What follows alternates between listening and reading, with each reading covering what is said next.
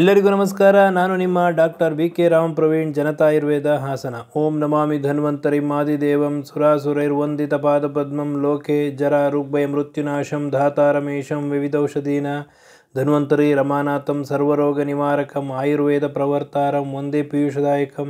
ಸರ್ವೇ ಜನಃ ಸುಖಿನೋ ಭವಂತೋ ಸರ್ವೇ ಸಂತು ನಿರಾಮಯಃ. ಓಂ ಶಾಂತಿ ಶಾಂತಿ ಶಾಂತಿ.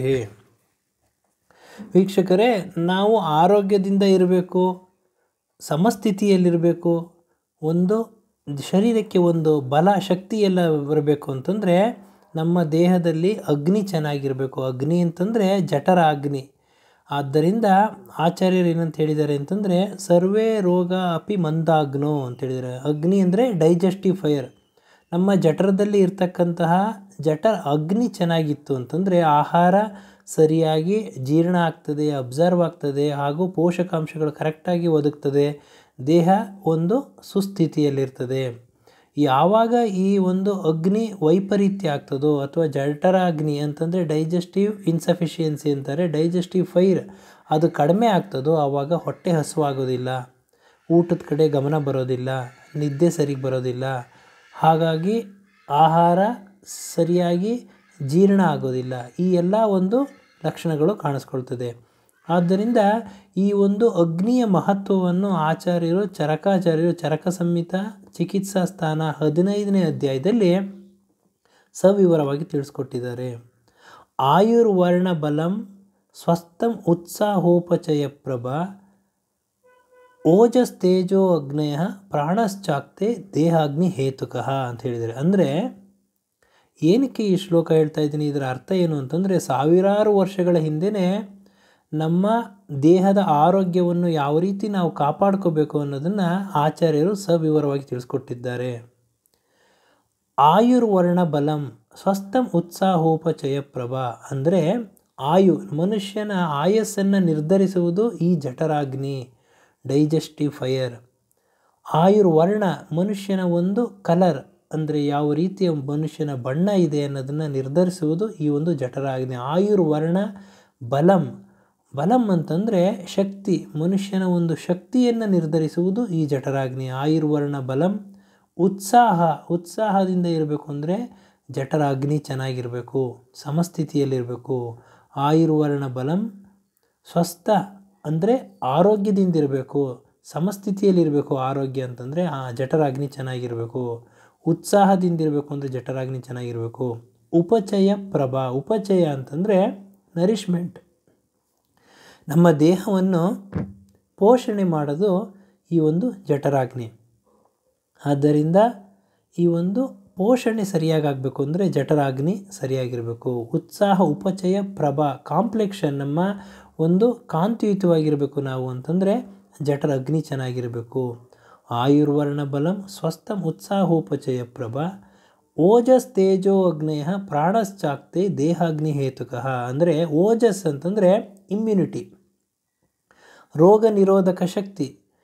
ಈ ರೋಗ ನಿರೋಧಕ ಶಕ್ತಿ ಚೆನ್ನಾಗಿರಬೇಕು, ಇಮ್ಯುನಿಟಿ ಪವರ್ ಚೆನ್ನಾಗಿರಬೇಕು ನಮಗೆ ಅಂತಂದರೆ ಜಠರ ಅಗ್ನಿ ಚೆನ್ನಾಗಿರಬೇಕು. ಓಜಸ್ ತೇಜಸ್ ಆಗಿರಬೇಕು ನಾವು ಅಂತಂದರೆ ಜಠರ ಅಗ್ನಿ ಸಮಸ್ಥಿತಿಯಲ್ಲಿರಬೇಕು. ಓಜಸ್ ತೇಜೋ ಅಗ್ನಯ ಪ್ರಾಣಶ್ಚಾಕ್ತೆ ದೇಹಾಗ್ನಿ ಹೇತುಕಃ, ನಮ್ಮ ಪ್ರಾಣವನ್ನು ನಮ್ಮ ಜೀವವನ್ನು ನಿರ್ಧರಿಸುವುದು ಈ ಒಂದು ಜಠರಾಗ್ನಿ. ಆದ್ದರಿಂದ ಈ ಅಗ್ನಿಯ ಮಹತ್ವವನ್ನು ಆಚಾರ್ಯರು ಸವಿವರವಾಗಿ ತಿಳಿಸ್ಕೊಟ್ಟಿದ್ದಾರೆ. ನಮ್ಮ ದೇಹದಲ್ಲಿ 3 ದೋಷಗಳಿದೆ: ವಾತ, ಪಿತ್ತ, ಕಫ. ಈ ದೋಷಗಳು ವೈಪರೀತ್ಯ ಆದಾಗ ಅಗ್ನಿನೂ ವೈಪರೀತ್ಯ ಆಗ್ತದೆ. ಆದ್ದರಿಂದ ಅಗ್ನಿ 4 ರೀತಿಯ ಅಗ್ನಿ ಇದೆ: ವಿಷಮಾಗ್ನಿ, ತೀಕ್ಷ್ಣಾಗ್ನಿ, ಮಂದಾಗ್ನಿ, ಸಮಾಗ್ನಿ. ಇದರಲ್ಲಿ ವಿಷಮಾಗ್ನಿ, ತೀಕ್ಷ್ಣಾಗ್ನಿ, ಮಂದಾಗ್ನಿ ಈ ದೋಷ ವೈಪರೀತ್ಯದಿಂದ ಆಗ್ತಕ್ಕಂತಹ ಅಗ್ನಿ. ಅಂತಂದರೆ ಆಹಾರದಲ್ಲಿ ಅತಿಯಾಗಿ ಹೊಟ್ಟೆ ಹಸುವುದು ಅಥವಾ ಹೊಟ್ಟೆ ಹಸಿದಲ್ಲೇ ಇರತಕ್ಕಂತಹದ್ದು, ಯಾವುದೋ ಸಮಯದಲ್ಲಿ ಹೊಟ್ಟೆ ಹಸಿಯೋದು, ಈ ಎಲ್ಲ ಒಂದು ಕಾರಣಗಳಿಂದ ದೋಷ ವೈಷಮ್ಯ ಆಗೋದ್ರಿಂದ ಈ ಅಗ್ನಿಗಳಿರ್ತವೆ. ಆದರೆ ಸಮಾಗ್ನಿ, ಸಮಸ್ಥಿತಿಯಲ್ಲಿರ್ತಕ್ಕಂತಹ ಅಗ್ನಿ ನಮ್ಮ ದೇಹವನ್ನು ಪೋಷಣೆ ಮಾಡ್ತದೆ, ಸಮಸ್ಥಿತಿಯಲ್ಲಿರ್ತದೆ, ಆರೋಗ್ಯವನ್ನು ಕಾಪಾಡ್ತದೆ. ಆದರೆ ಈ ಒಂದು ಅಗ್ನಿ ಕಡಿಮೆ ಆಗೋದಕ್ಕೆ ಕಾರಣ ಏನು, ಅಗ್ನಿ ವೈಪರೀತ್ಯ ಆಗೋದಕ್ಕೆ ಕಾರಣ ಏನು ಅನ್ನೋದನ್ನು ತಿಳ್ಕೊಳ್ಳೋಣ ಬನ್ನಿ. ಈ ಒಂದು ಕಾರಣ ಯಾವ ರೀತಿ ಹೇಳಿದ್ದಾರೆ ಅಂತಂದರೆ ಅಭೋಜನಾತ್, ಅಜೀರ್ಣಾತ್, ಅತಿಭೋಜನಾತ್, ವಿಷಮಾಶನಾತ್ ಅಸಾತ್ಮ್ಯ ಶೀತ ಅಸಾತ್ಮ್ಯ ಗುರು ಶೀತಾತಿರೂಕ್ಷ ಸಂದುಷ್ಟ ಭೋಜನಾತ್ ವಿರೇಕ ವಮನ ಸ್ನೇಹ ವಿಭ್ರಮಾತ್ ವ್ಯಾಧಿಕರ್ಷಣಾತ್ ದೇಶಕಾಲಾರ್ಥ ವೈಷಮ್ಯಾತ್ ವೇಗಾನಾಂಚ ವಿದಾರಣಾತ್. ಅಂದರೆ ಈ ಒಂದು ಶ್ಲೋಕ ಏನಕ್ಕೆ ಹೇಳ್ತಾ ಇದ್ದೀನಿ ಅಂದರೆ, ಇದರಲ್ಲಿ ನಮ್ಮ ಡೈಜೆಷನ್ ಅಂದರೆ ನಮ್ಮ ಆರೋಗ್ಯವನ್ನು ಕಾಪಾಡ್ಕೋಬೇಕಾಗಿರ್ತಕ್ಕಂಥದ್ದು ಒಂದು ಡೈಜೆಷನ್ ಸರಿಯಾಗಿದ್ದರೆ ಎಲ್ಲ ಒಂದು ಅಂಗಾಂಗಗಳು ಒಂದು ಆರೋಗ್ಯ ಸಮಸ್ಥಿತಿಯಲ್ಲಿರ್ತದೆ. ಯಾವಾಗ ಈ ಒಂದು ಡೈಜೆಸ್ಟಿವ್ ಫೈರ್ ಅಂತಂದರೆ ಆ ಜಠರಾಗ್ನಿ ಕಡಿಮೆ ಆಗ್ತದೋ ಹಲವಾರು ಕಾಯಿಲೆಗಳು ಬರ್ತದೆ. ಈ ಕಡಿಮೆ ಆಗೋದಕ್ಕೆ ಕಾರಣ ಏನು ಅಂತಂದರೆ ಅಭೋಜನಾತ್, ಊಟ ಮಾಡ್ದಲೇ ಇರೋದು. ಏನೋ ಕೆಲಸದ ಒತ್ತಡನೋ ಆಧುನಿಕ ಒಂದು ಪ್ರಪಂಚದ ಯಾವುದೋ ಒಂದು ಇದರಲ್ಲಿ ಊಟದ ಸಮಯನ ನಾವು ಮುಂದೂಡ್ಬಿಡ್ತೀವಿ. ಅಭೋಜನಾತ್ ಅತಿಭೋಜನ, ಅಭೋಜನಾತ್ ಅಜೀರ್ಣಾತ್ ಅಜೀರ್ಣ ಇದ್ದ ಸಂದರ್ಭದಲ್ಲಿ ಜಠರಾಗ್ನಿ ಕಡಿಮೆ ಇರ್ತದೆ. ಅತಿಭೋಜನಾತ್ ಅಂದರೆ ಅತಿಯಾಗಿ ಆಹಾರ ಸೇವನೆ ಮಾಡಿಬಿಡೋದು. ಯಾವುದೋ ಒಂದು ಸಭೆ ಸಮಾರಂಭಕ್ಕೋ ಫಂಕ್ಷನ್ಗೆ ಹೋದರೆ ಕಂಠಪೂರ್ತಿ ಇಲ್ಲಿವರೆಗೂ ಶಕ್ತಿ ಮೀರಿ ಅಳತೆ ಮೀರಿ ತಿನ್ಬಿಡೋದು. ಇದರಿಂದ ಅಗ್ನಿ ವೈಪರೀತ್ಯ ಆಗ್ತದೆ. ಅಭೋಜನಾತ್ ಅಜೀರ್ಣಾತ್ ಅತಿಭೋಜನಾತ್ ವಿಷಮಾಶನಾತ್. ವಿಷಮಾಶನ ಅಂತಂದರೆ ಕಾಲಕ್ಕೆ ಸರಿಯಾಗಿ ಆಹಾರ ತಿಂದಲೇ ಇರೋದು. ಬೆಳಗ್ಗೆ ಉಪಹಾರದ ಸಮಯಕ್ಕೆ ಸರಿಯಾದ ತಿಂಡಿ ತಿಂದಲೇ ಇರತಕ್ಕಂಥದ್ದು, ಮಧ್ಯಾಹ್ನ ಭೋಜನ ಸಮಯದಲ್ಲಿ ಸರಿಯಾದ ತಿಂದಲೇ ಇರತಕ್ಕಂಥದ್ದು, ರಾತ್ರಿ ಭೋಜನ ಸಮಯದಲ್ಲಿ ಸರಿಯಾಗಿ ತಿಂದಲೇ ಇರೋದು. ಅಂದರೆ ಕೆಲವೊಬ್ರು ಏನು ಮಾಡ್ತಾರೆ ಅಂದರೆ ಬೆಳಗ್ಗೆ ಒಂದು ಉಪಹಾರ ತಿಂಡಿನೇ 12 ಗಂಟೆಗೆ ತಿಂತಾರೆ, ಹಾಗೂ ಮಧ್ಯಾಹ್ನ ಭೋಜನ ಸಾಯಂಕಾಲ 4 ಗಂಟೆಗೆ ಮಾಡ್ತಾರೆ, ಹಾಗೂ ರಾತ್ರಿ ಭೋಜನ ರಾತ್ರಿ 11 ಗಂಟೆಗೆ ಮಾಡ್ತಾರೆ. ಈ ಥರ ಒಂದು ಕಾಲ ವೈಪರೀತ್ಯ ಆಗಿದ್ದರೆ ವಿಷಮಾಶನ ಅಂದರೆ ಆಹಾರದಲ್ಲಿ ವೈಪರೀತ್ಯ ಆಗಿದ್ದರೆ, ಆಹಾರ ಸಮಯದಲ್ಲಿ ವೈಪರೀತ್ಯ ಆಗಿದ್ದರೆ ಅಗ್ನಿ ವೈಪರೀತ್ಯ ಆಗ್ತದೆ. ಅಭೋಜನಾತ್ ಅಜೀರ್ಣಾತ್ ಅತಿಭೋಜನಾತ್ ವಿಷಮಾಶನಾತ್ ಹಾಗೂ ಅಸಾತ್ಮ್ಯ ಗುರು ಶೀತಾತಿರೂಕ್ಷ ಸಂದುಷ್ಟ ಭೋಜನಾತ್. ಅಸಾತ್ಮ್ಯ ಅಂತಂದರೆ ನಮಗೆ ಹಿಡಿಸ್ತಲೇ ಇರ್ತಕ್ಕಂಥ ಆಹಾರ ಪದಾರ್ಥಗಳನ್ನ ಕೆಲವೊಂದು ಸತಿ ನಾವು ತಿಂದ್ಬಿಟ್ಟಿರ್ತೀವಿ, ಕಂಟಾಮಿನೇಟೆಡ್ ತಿಂದಿರ್ತೀವಿ. ಅಸಾತ್ಮ್ಯ ಶೀತ, ಅತಿಯಾಗಿ ಶೀತ ಇರ್ತಕ್ಕಂಥ ಆಹಾರ ಪದಾರ್ಥಗಳನ್ನ ಸೇವನೆ ಮಾಡೋದು. ಗುರು ಅಂತಂದರೆ ಹೆವಿ ಇರ್ತಕ್ಕಂಥ ಹೆವಿ ಫುಡ್ಸ್ ಅಂತ ಹೇಳ್ತಾರಲ್ಲ ಆ ಥರ ಜಿಡ್ಡಿನ ಅಂಶ, ಕಫ ಜಾಸ್ತಿ ಇರ್ತಕ್ಕಂಥ ಅಂಶಗಳು, ತುಪ್ಪ ಹಾಗೂ ಈ ಕರ್ದಿರೋ ಪದಾರ್ಥಗಳು, ಈ ಥರ ಆಹಾರ ಪದಾರ್ಥಗಳನ್ನ ಅತಿಯಾಗಿ ಸೇವನೆ ಮಾಡೋದು. ಅಸಾತ್ಮ್ಯ ಗುರು ಶೀತ ಅತಿ ರೂಕ್ಷ ಹಾಗೂ ಡ್ರೈ ಇರ್ತಕ್ಕಂಥ ಆಹಾರ ಪದಾರ್ಥಗಳನ್ನ ಅತಿಯಾಗಿ ಸೇವನೆ ಮಾಡೋದು. ಶೀತಾತಿರೂಕ್ಷ ಸಂದುಷ್ಟ ಭೋಜನ. ಸಂದುಷ್ಟ ಅಂತಂದರೆ ಕಂಟಾಮಿನೇಟೆಡ್, ದುಷ್ಟ ಆಗಿರ್ತಕ್ಕಂಥದ್ದು, ಏನಾದರೂ ದೋಷ ಇರತಕ್ಕಂಥ ಆಹಾರದಲ್ಲಿ ಏನಾದರೂ ಒಂದು ವ್ಯತ್ಯಾಸ ಇದ್ದರೆ, ಏನಾದರೂ ಒಂದು ಕ್ರಿಮಿಕೀಟಗಳು ಅಥವಾ ಏನೋ ಕಣ್ಣಿಗೆ ಕಾಣ್ದಂಗೆ ಏನಾದರೂ ಒಂದು ಆಹಾರ ಒಂದು ಫುಡ್ ಪಾಯ್ಸನ್ ಅಂತ ಹೇಳ್ತಾರೆ, ಆ ಥರ ದುಷ್ಟ ಭೋಜನ, ಆ ಥರ ಒಂದು ಫುಡ್ ಪಾಯ್ಸನ್ ಆದ ಸಂದರ್ಭದಲ್ಲಿ ಅಗ್ನಿ ವೈಪರೀತ್ಯ ಆಗ್ತದೆ. ಅದರ ಜೊತೆಗೆ ಆಹಾರದಲ್ಲಿ ನಾವು ನಿಯಮಿತವಾಗಿ ಆಹಾರ ತಿನ್ನಬೇಕು, ಸಮಯಕ್ಕೆ ಸರಿಯಾಗಿ ಆಹಾರ ತಿನ್ನಬೇಕು. ಆ ಸಮಯಕ್ಕೆ ಸರಿಯಾಗಿ ಆಹಾರ ತಿಂದಲೇ ಇದ್ದರೆ ದೋಷ ವೈಪರೀತ್ಯ ಆಗ್ತದೆ. ವಿಷಮಾಶನ, ನಾವು ಆಗ ಆಹಾರ ತಗೋಬೇಕಾದ್ರೆ ಆಹಾರ ಸೇವನೆ ಮಾಡೋ ಭಂಗಿನೂ ಭಾಳ ಮುಖ್ಯ. ಒಂದು ಪ್ರಸನ್ನ ಮನಸ್ಕನಾಗಿ ನಾವು ಆಹಾರ ಸೇವನೆ ಮಾಡಬೇಕಾಗ್ತದೆ. ಅಸಾತ್ಮ್ಯ ಗುರು ಶೀತಾತಿರೂಕ್ಷ ಸಂದುಷ್ಟ ಭೋಜನಾತ್ ವಿರೇಕ ವಮನ ಸ್ನೇಹ ವಿಭ್ರಮಾತ್ ವ್ಯಾಧಿಕರ್ಷಣಾತ್. ವಿರೇಕ ವಮನ ಅಂತಂದರೆ ಕೆಲವೊಬ್ಬರು ಪಂಚಕರ್ಮ ಟ್ರೀಟ್ಮೆಂಟ್ ತಗೋತಾರೆ. ಆಯುರ್ವೇದದಲ್ಲಿ ವಾಂತಿ ಮಾಡಿಸೋ ಟ್ರೀಟ್ಮೆಂಟ್ ಇರ್ಬೋದು, ಹಾಗೂ ಭೇದಿ ಮಾಡಿಸೋ ಟ್ರೀಟ್ಮೆಂಟ್ ಇರ್ಬೋದು, ಮಸಾಜ್ ಟ್ರೀಟ್ಮೆಂಟ್ ಇರ್ಬೋದು. ಯಾವುದೇ ಒಂದು ಟ್ರೀಟ್ಮೆಂಟ್ಗಳನ್ನ ಇದು ಸರಿಯಾಗಿ ಆಗ್ದಲೇ ಇದ್ದರೆ ಅಂತಂದರೆ ವಿರೇಕ ವಮನ ಸ್ನೇಹ ವಿಭ್ರಮಾತ್, ಇದು ಸರಿಯಾದ ಕ್ರಮದಲ್ಲಿ ಆಗದಲೇ ಇದ್ದರೆ ಅಗ್ನಿ ವೈಪರೀತ್ಯ ಆಗ್ತದೆ. ಡೈಜೆಸ್ಟಿವ್ ಫೈರ್ ಏರುಪೇರಾಗ್ತದೆ, ಆಹಾರ ಸರಿಯಾಗಿ ಜೀರ್ಣ ಆಗೋದಿಲ್ಲ, ಹಾಗೂ ನಮಗೆ ಪೋಷಕಾಂಶ ಸರಿಯಾಗಿ ಒದಗೋದಿಲ್ಲ, ಕಾಯಿಲೆಗೆ ಅವಕಾಶ ಮಾಡಿಕೊಟ್ಟಂಗೆ ಆಗ್ತದೆ. ವಿರೇಕ ವಮನ ಸ್ನೇಹ ವಿಭ್ರಮಾತ್ ವ್ಯಾಧಿಕರ್ಷಣಾತ್. ವ್ಯಾಧಿಕರ್ಷಣಾತ್ ಅಂದರೆ ಹಲವಾರು ದಿವಸದಿಂದ ಕಾಯಿಲೆಯಿಂದ ಮಲಗಿರ್ತಕ್ಕಂಥವ್ರಿಗೆ ಅಗ್ನಿ ಕಡಿಮೆ ಇರ್ತದೆ ನೋಡಿ, ಅವರು ಊಟ ಸರಿಗೆ ಮಾಡೋದಿಲ್ಲ, ಹೊಟ್ಟೆ ಹಸಿವು ಆಗೋದಿಲ್ಲ. ವ್ಯಾಧಿಕರ್ಷಣಾತ್ ದೇಶ ಕಾಲಾರ್ಥ ವೈಷಮ್ಯಾತ್ ವೇಗಾನಾಂಚ ವಿದಾರಣಾತ್. ಅಂತಂದರೆ ದೇಶ ಅಂತಂದರೆ ಇಲ್ಲಿ ಪ್ರದೇಶ. ಉತ್ತರ ಕರ್ನಾಟಕದ ಜನರ ಆಹಾರ ಪದ್ಧತಿನೇ ಬೇರೆ, ದಕ್ಷಿಣ ಕರ್ನಾಟಕದವರ ಆಹಾರ ಪದ್ಧತಿನೇ ಬೇರೆ.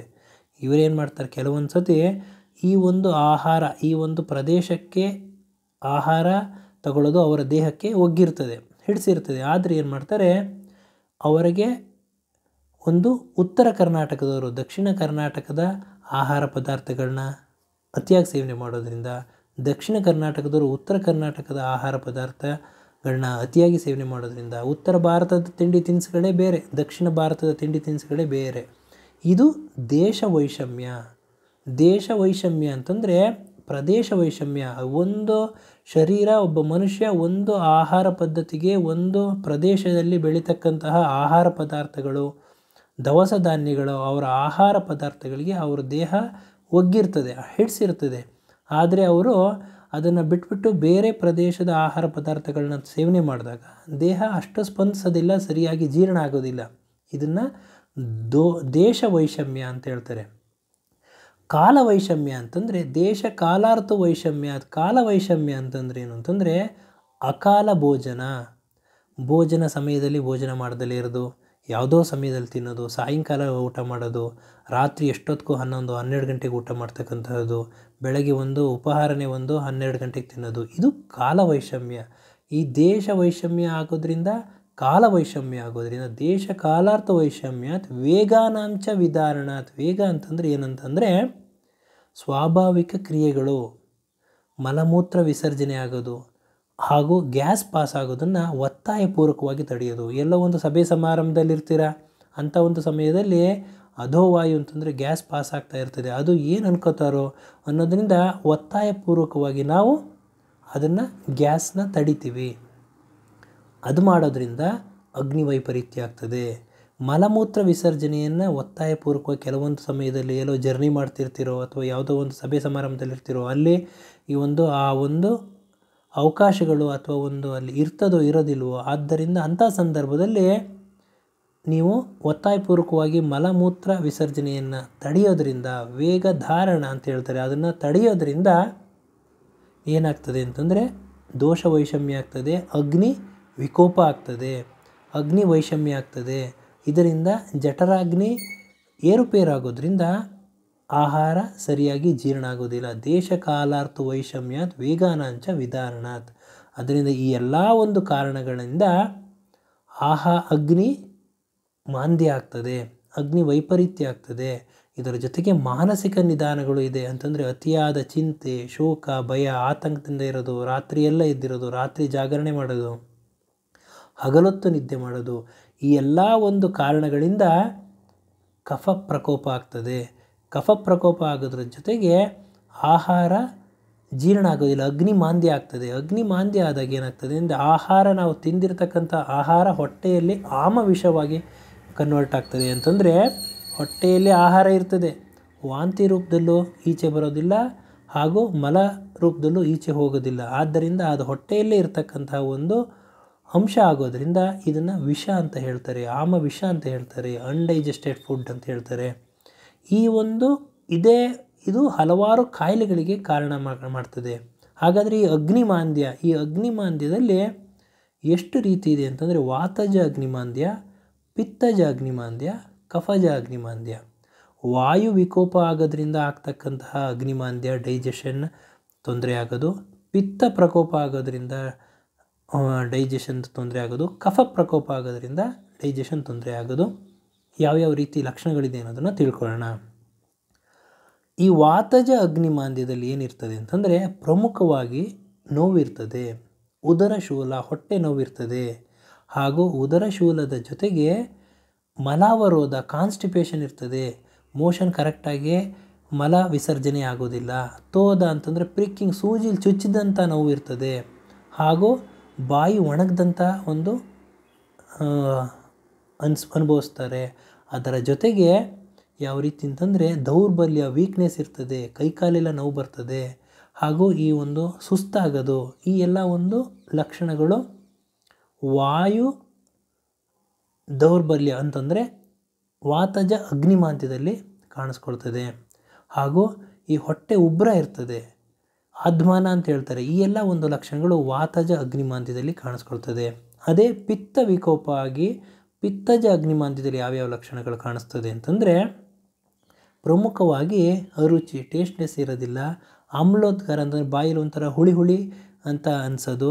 ಅದರ ಜೊತೆಗೆ ಭ್ರಮ, ತಲೆ ಸುತ್ತಿರ್ತದೆ, ಬೆವರು ಜಾಸ್ತಿ ಬರ್ತದೆ. ಸುಸ್ತಾಗ್ತದೆ, ಕೈಕಾಲು ಉರಿ ಬರ್ತದೆ, ಹೊಟ್ಟೆ ಉರಿ ಬರ್ತದೆ, ಗ್ಯಾಸ್ಟ್ರೈಟಿಸ್ ಅಂತಂದರೆ ಆಮ್ಲ ಪಿತ್ತ ಈ ಒಂದು ಸಮಸ್ಯೆಗಳು ಬರ್ತದೆ, ಪಿತ್ತ ಪ್ರಧಾನ ವ್ಯಾಧಿಗಳಿರ್ತದೆ. ಅದೇ ರೀತಿ ಈ ಒಂದು ಕಫಜ ಅಗ್ನಿಮಾಂದ್ಯದಲ್ಲಿ ಯಾವ್ಯಾವ ಲಕ್ಷಣಗಳಿರ್ತದೆ ಅಂತಂದರೆ ಪ್ರಮುಖವಾಗಿ ಬಾಡಿ ಹೆವಿ ಅನಿಸೋದು, ಊಟ ಮಾಡ್ದಲ್ಲಿದ್ದರೂ ಬಾಡಿ ಹೆವಿ ಅನಿಸೋದು, ಅದರ ಜೊತೆಗೆ ಸ್ಟಿಫ್ ಆಗ್ತಕ್ಕಂಥದ್ದು, ಹಾಗೂ ಇದರಲ್ಲಿ ಮಧುರೋದ್ಗಾರ ಅಂತಂದರೆ ಬಾಯಲ್ಲಿ ಸ್ವೀಟ್ ಅಂತ ಒಂದು ಸಿಹಿ ಅಂದಂಗೆ ಅನ್ನಿಸ್ತದೆ. ಅದರ ಜೊತೆಗೆ ವಾಮಿಟಿಂಗ್ ಸೆನ್ಸೇಷನ್ ಇರ್ತದೆ, ಅಥವಾ ಕೆಲವೊಬ್ರಿಗೆ ವಾಮಿಟ್ ಆಗಬಹುದು. ಹಾಗೂ ಕ್ಲಮ ಅಂತಂದರೆ ಏನೂ ಕೆಲಸ ಮಾಡ್ದಲ್ಲಿದ್ದರೂ ಸುಸ್ತಾಗೋದು, ಹಾಗೂ ಈ ಆಲಸ್ಯ ಇರ್ತಕ್ಕಂತಹದ್ದು, ಕಫ ಪ್ರಧಾನ ವ್ಯಾಧಿಗಳು ಜಾಸ್ತಿ. ಈ ಎಲ್ಲ ಒಂದು ಲಕ್ಷಣಗಳು ಕಫಜ ಅಗ್ನಿಮಾಂದ್ಯದಲ್ಲಿ ಕಾಣಿಸ್ಕೊಳ್ತದೆ. ಅಂದರೆ ವಾತಜ ಅಗ್ನಿಮಾಂದ್ಯದಲ್ಲಿ ವಾಯು ಪ್ರಧಾನ ಲಕ್ಷಣಗಳು ಕಾಣಿಸ್ಕೊಳ್ತದೆ. ಪಿತ್ತಜ ಅಗ್ನಿಮಾಂದ್ಯದಲ್ಲಿ ಪಿತ್ತ ಪ್ರಧಾನ ಲಕ್ಷಣಗಳು ಕಾಣಿಸ್ಕೊಳ್ತದೆ. ಕಫಜ ಅಗ್ನಿಮಾಂದ್ಯದಲ್ಲಿ ಕಫ ಪ್ರಧಾನ ಅಗ್ನಿಮಾಂದ್ಯ ಅಂದರೆ ಡೈಜೆಷನ್ ಏನು ತೊಂದರೆಗಳು ಅದನ್ನು ಕಾಣಿಸ್ಕೊಳ್ತದೆ. ಆದ್ದರಿಂದ ಯಾರಿಗೇ ಆಗಲಿ ಯಾವುದೇ ಒಂದು ಈ ಲಕ್ಷಣಗಳು, ಕೆಲವೊಬ್ರಿಗೆ ಊಟನೇ ಸೇರೋದಿಲ್ಲ, ಬಾಯಲ್ಲಿ ಹುಳಿ ತೇಗ್ ಬಂದಂಗೆ ಆಗುತ್ತೆ ಅಂತ ಹೇಳ್ತಾರೆ. ಹುಳಿ ತೇಗ್ ಬಂದಂಗೆ ಆಯಿತು ಅಂತಂದರೆ ಪಿತ್ತಜ ಅಗ್ನಿಮಾಂದ್ಯ. ಬಾಯಿ ಸ್ವೀಟ್ಸ್ ಅನಿಸುತ್ತೆ ಅಂತ ಹೇಳ್ತಾರೆ, ಅದು ಕಫಜ ಅಗ್ನಿಮಾಂದ್ಯ. ಬಾಡಿ ತುಂಬ ಹೆವಿ ಆಗುತ್ತೆ, ಸುಸ್ತಾಗ್ತಾ ಇದೆ, ನಮಗೆ ಏನು ಕೆಲಸ ಮಾಡ್ದಲಿದ್ರು ಅಂತಂದರೆ ಕಫಜ ಅಗ್ನಿಮಾಂದ್ಯ. ಹೀಗೆ ಈ ಲಕ್ಷಣಗಳಿಗೆ ಅನುಸಾರವಾಗಿ ಆ ದೋಷಗಳು ವೈಪರೀತ್ಯ ಆಗಿರ್ತದೆ. ಅಂಥ ಒಂದು ಸಂದರ್ಭದಲ್ಲಿ ನೀವೇನು ಮಾಡಬೇಕು ಅಂತಂದರೆ ಹತ್ತಿರವಿರತಕ್ಕಂತಹ ತಜ್ಞ ಆಯುರ್ವೇದ ವೈದ್ಯರನ್ನು ಭೇಟಿಯಾಗಿ ಅವರ ಹತ್ರ ನಾಡಿ ಪರೀಕ್ಷೆ, ಸೂಕ್ತ ಪರೀಕ್ಷೆ, ಪ್ರಕೃತಿ ಪರೀಕ್ಷೆಯನ್ನು ಮಾಡಿಸ್ಕೊಂಡು ಯಾವ ದೋಷ ವೈಪರೀತ್ಯ ಆಗಿದೆ, ಆ ದೋಷ ವೈಪರೀತ್ಯ ಆಗಿರೋದಕ್ಕೆ ಯಾವ ರೀತಿ ಪರಿಹಾರ ಕಂಡ್ಕೋಬೇಕು ಅನ್ನೋದನ್ನು ತಿಳ್ಕೊಂಡು ನೀವು ಆರೋಗ್ಯವನ್ನು ಕಾಪಾಡ್ಕೋಬೇಕು ಅಂತ ಹೇಳ್ತಾ ಇವತ್ತಿನ ಈ ಒಂದು ಸಂಚಿಕೆಯನ್ನು ಮುಗಿಸ್ತಾ ಇದ್ದೀನಿ. ನನ್ನ ಈ ವಿಡಿಯೋ ತಮಗೆ ಇಷ್ಟವಾಗಿದ್ದಲ್ಲಿ ಲೈಕ್ ಮಾಡಿ, ಶೇರ್ ಮಾಡಿ, ಹಾಗೂ ನನ್ನ ಮುಂದಿನ ವಿಡಿಯೋಗಳಿಗಾಗಿ ಸಬ್ಸ್ಕ್ರೈಬ್ ಮಾಡಿ. ಧನ್ಯವಾದಗಳು.